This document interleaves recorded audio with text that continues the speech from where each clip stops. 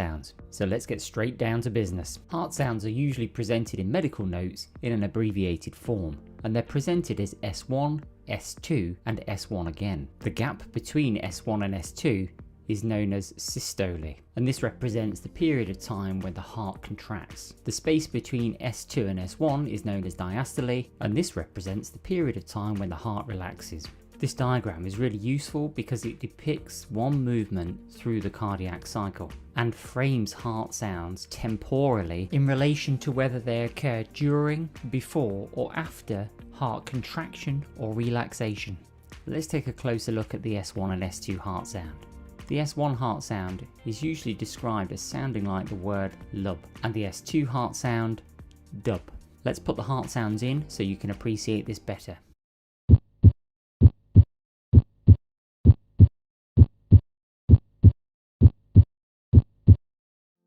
Let's now take a closer look at what causes the S1 and S2 heart sounds. The S1 heart sound occurs when the tricuspid and mitral valves close simultaneously. This is followed by ventricular contraction, otherwise known as systole, and this forces blood through the pulmonary and aortic valves. And the S2 heart sound occurs when the pulmonary and aortic valves close. A period of heart muscle relaxation then occurs, and this is known as diastole, after which the cardiac cycle starts all over again. Let's now add in the heart sounds with this animation.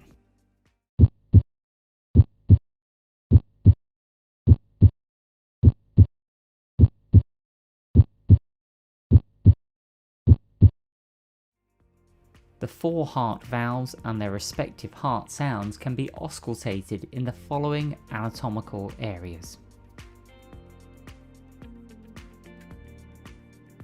Let's now move on to S3, otherwise known as the third heart sound.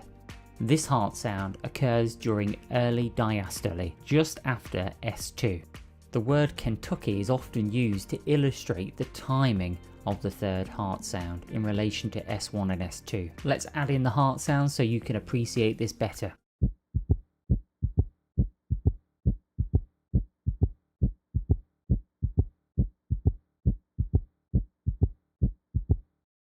To better understand how the S3 heart sound occurs, we have to add in some blood flow to our animation. The first heart sound is caused by the closure of the tricuspid and mitral valves, and the second heart sound is caused by the closure of the pulmonary and aortic valves. The S3 heart sound is produced by the rapid filling of the ventricles during diastole. This produces audible vibrations which are heard as the S3 heart sound. Let's now add the heart sounds to the animation. We're going to start in slow motion, but then we'll speed it up to real time.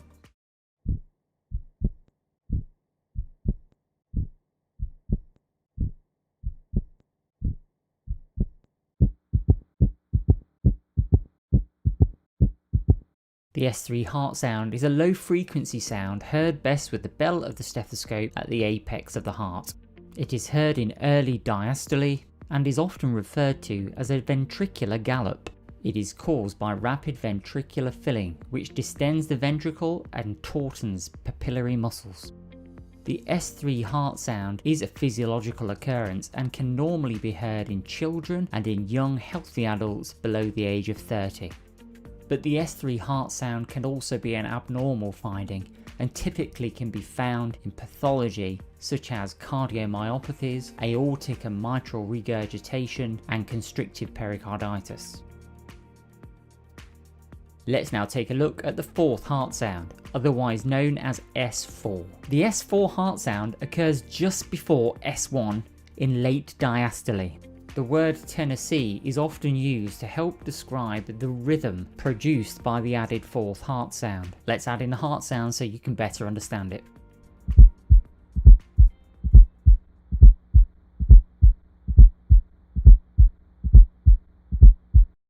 Let's now take a closer look at why the fourth heart sound occurs. Now, because the S4 heart sound occurs momentarily before S1, I have changed our graphical representation so that it now starts with diastole and ends with systole. Blood flows into the atria and ventricles during diastole, and the fourth heart sound occurs when atrial contraction forces blood into abnormal, non-compliant ventricles. This produces audible vibrations which are heard as the S4 heart sound. The S1 heart sound is produced by closure of the tricuspid and mitral valves, and the S2 heart sound is produced by the closure of the pulmonary and aortic valves. Let's add in the heart sounds now so that you can see this work. We'll start this one in slow motion and then speed it up to real time.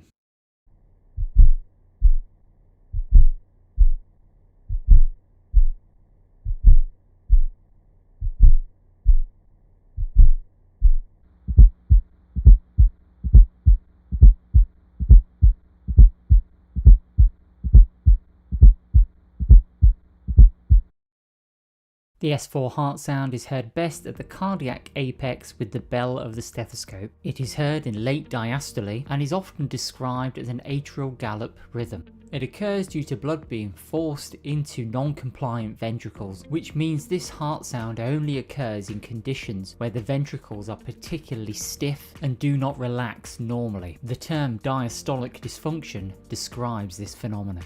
So as a result, the fourth heart sound is never physiological. It can be heard abnormally in conditions such as hypertrophic cardiomyopathy and systemic hypertension.